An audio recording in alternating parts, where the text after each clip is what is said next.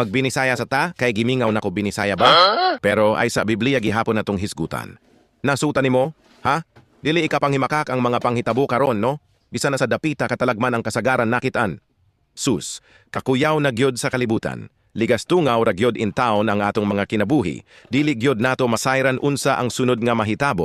Hastang peligroha gyud. Karon kinsay atong tawgon dayon og may mga kasamtangan ingon ani nga kahimtang nato karon sama anang bagyo linog puwerte ra bang kusuga oy. Ang mga bagyo pod kusog pod kaayo unya, gamay rang uwan mo baha dayon. Aron sakitan ta kay molakbit man gyud ang problema sa flood control. Grabing kinawatay. Bilyong good na. Ang mga tawo nagkalisod in town, katong mga kawatan, tuwara. Hayahay kaayo.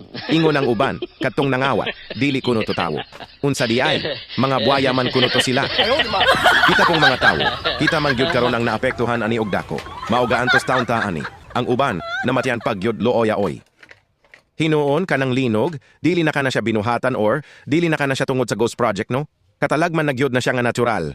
Mug na sa gahom sa Ginoo ba? Kay tinuod lang nga pagkasulti. Kasagaran gyud hinuon sa ato nagpabungol-bungol lang gipod sa Ginoo oy. Lagi, silot ba? Karon nga ana na kanang katalagman mo ampo dayon ta, no? Kaguliyang og ampo. Hinilakay sa mga namatyan. Mga nindot nga mga balay, gusbat na kaayo. Sus, grabe gyud. Ang tinuod wala nay polos kanang inyong mga pag-ampo. Lagi. Kay once, na ibaba ng Diyos ang kanyang hatol.